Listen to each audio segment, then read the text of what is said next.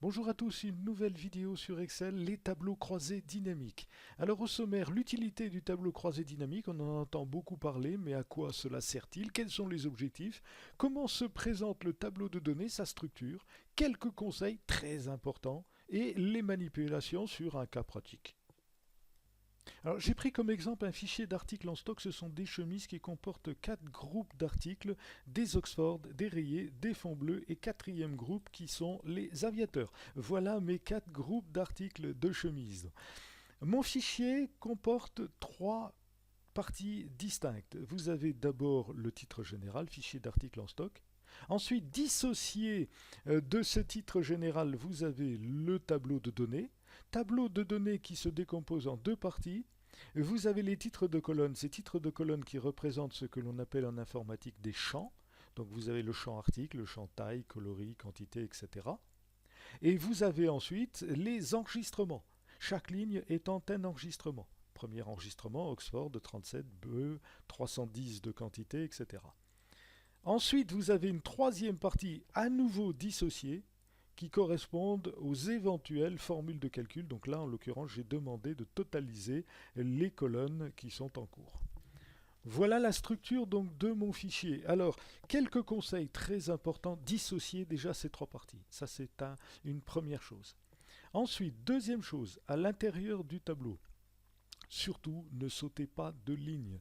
Ne sautez pas de colonnes. Vous voyez, on pourrait être tenté de sauter une ligne entre Oxford et rayé. Surtout pas. Vous saisissez tout à la volée sans sauter de ligne et surtout ne sautez pas de colonnes. Autre conseil, attention au titre, à vos enregistrements, la saisie. La saisie doit être standardisée. Vous avez par exemple Oxford, vous avez rayé. Par exemple, si je prends le cas des rayés, rayé, vous ne devez pas avoir la formule singulier, ensuite au pluriel, éventuellement au féminin, rayé, et toujours saisi de la même manière, parce que sinon, vous allez avoir une analyse différente selon les éléments. Vous allez avoir une analyse pour rayé singulier, une analyse pour rayé féminin, une analyse pour rayé pluriel, enfin bref, il faut toujours saisir de la même manière. Voilà donc le deuxième conseil que je pourrais vous donner. Troisième conseil ensuite, réfléchissez bien à ce que vous voulez obtenir. Surtout dissocier le plus possible. Surtout ne pas saisir dans une seule colonne article, taille et coloris. On serait tenté de saisir Oxford 37 bleu. Si vous le faites ainsi, il ne reconnaîtra plus Oxford. Il reconnaîtra Oxford 37 bleu, il ne dissociera plus. Et si vous voulez faire une analyse de tous les Oxford, vous ne pourrez pas. Alors lorsque vous avez un tableau qui comporte une vingtaine de lignes, ça se corrige facilement, mais lorsque vous avez, comme c'est le cas souvent en entreprise, un tableau qui est plus important, qui comporte quelquefois plusieurs milliers de lignes, il ne s'agit pas de se louper à ce niveau-là, donc il faut bien concevoir le tableau dès le départ, avant la saisie bien sûr.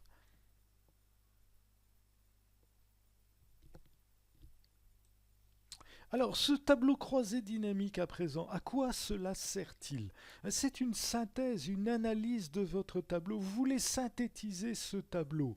À partir donc de ces éléments, vous voulez extraire un autre tableau avec certains renseignements. Imaginons que je veuille obtenir à partir de ceci uniquement un tableau qui est différent, comportant donc les 4 groupes d'articles, donc Oxford, rayé, fond bleu et aviateur, et pour chaque article, je veux qu'il totalise les chiffres d'affaires 2014 par exemple. Voilà le premier exemple de tableau croisé. Alors, autre possibilité, vous voulez obtenir un tableau croisé à double entrée. Double entrée, c'est-à-dire que d'un côté, vous allez donc avoir les articles, et de l'autre côté, vous voulez analyser tout ceci éventuellement par taille. C'est-à-dire les Oxford 37, la colonne suivante ce sera 37. Ensuite, vous allez avoir les Oxford 38, etc. Oxford 39, 40. Et tout ceci comportant à chaque fois le chiffre d'affaires. Donc tout dépend de l'analyse que vous voulez effectuer.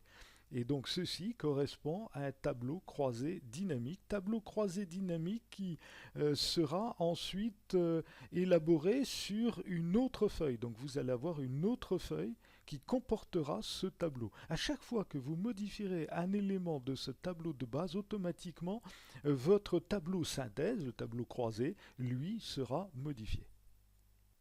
Alors, je veux obtenir mon tableau croisé dynamique. Alors, pour l'obtenir, première chose à faire, déjà se placer dans le tableau. Vous cliquez dans le tableau n'importe où, ça n'a pas d'importance, mais placez-vous dans le tableau.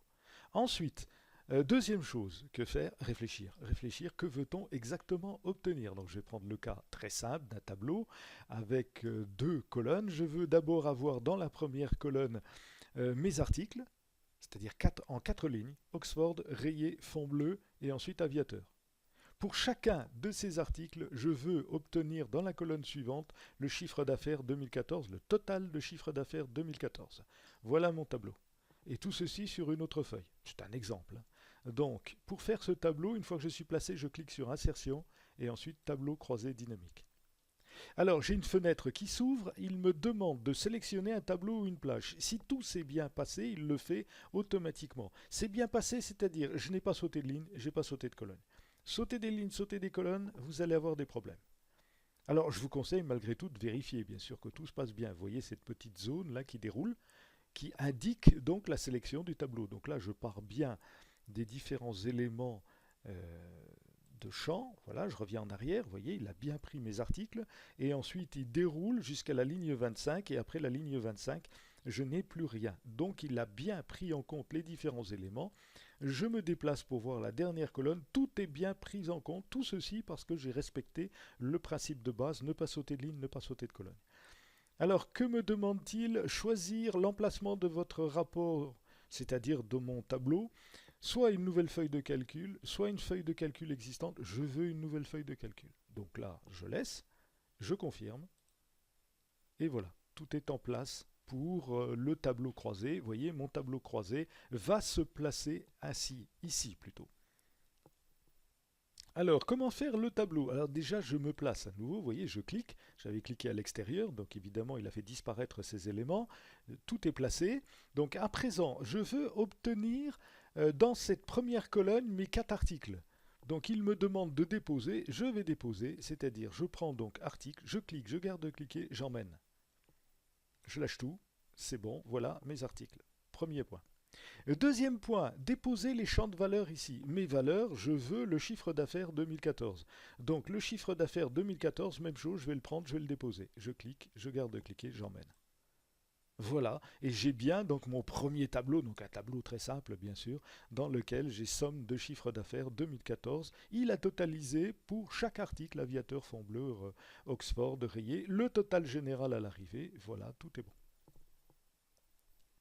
Alors, je veux à présent étoffer un peu mon tableau. Je voudrais bien aussi avoir le chiffre d'affaires 2013. Alors, je vais aller le chercher. Alors, pour aller le chercher, vous cliquez d'abord. Voilà, relâchez tout. Et ensuite, vous cliquez et vous l'emmenez. Alors, emmenez-le bien sur les éléments qui sont donnés là. Ne cliquez pas au-dessus sur Total. Vous voyez, je me positionne au niveau de 2014. Et ensuite, là, lorsque je suis positionné, je relâche. Là, c'est bon, j'ai bien 2014-2013, donc là, c'est bon. J'ai le total de mes chiffres d'affaires. Bon, et vous le voyez, il l'a donc placé à ce niveau-là. Oui, mais moi, je voudrais bien avoir 2013 d'abord et 2014 ensuite. Pourquoi pas? Vous pouvez modifier à ce niveau-là. C'est-à-dire que vous allez prendre somme de chiffre d'affaires 2013 et vous le remontez par-dessus. Ensuite, vous lâchez tout. Voilà, vous avez bien 2013 et 2014 ensuite. Donc, il y a toujours moyen de modifier ces éléments. Si quelque chose ne vous plaît pas, vous voulez enlever 2013, parce que finalement, ça n'apporte rien. Bon, vous cliquez là sur cet élément et vous le ramenez dans le tableau du dessous, vous lâchez tout et voilà, vous n'avez plus que 2014. Alors, j'ai donc mon chiffre d'affaires par article. Pour 2014, j'ai enlevé 2013, ça ne me convient pas. Je peux toujours le remettre d'ailleurs.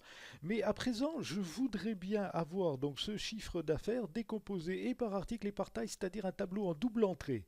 C'est-à-dire là, dans la première colonne, j'ai mes articles, donc ça c'est déjà fait. Et ensuite, en colonne, je vais avoir mon chiffre d'affaires pour les tailles 37, les tailles 38, etc. Donc là, je vais prendre ce qui m'intéresse, c'est-à-dire la taille. Alors la taille, je vais l'emmener, je peux l'emmener en dessous. Donc là, faites les essais. Et je vais l'emmener en colonne cette fois. Là, il n'a pas l'air d'avoir pris. Vous recliquez de nouveau. Une fois que vous avez cliqué, vous l'emmenez. Voilà, vous lâchez tout. Voilà, et là c'est bon. Là vous avez votre décomposition par article et ensuite par taille. Vous voyez par exemple les aviateurs 37, 251 000. Aviateur 38, 265 000, etc. Puis le total général. Voilà donc pour un tableau à double entrée. Alors j'ai donc pour ce fichier deux feuilles de calcul distinctes. J'ai donc ceci qui correspond au tableau croisé. Vous voyez, je suis sur cette feuille, feuille 2, et ensuite une autre feuille 2 pour laquelle j'ai mon fichier d'article. Donc le mieux est déjà de renommer. Alors pour renommer, un double clic et ensuite je saisis article, ce sera plus facile pour s'y retrouver. Et ensuite un double clic sur l'onglet suivant et là tableau croisé.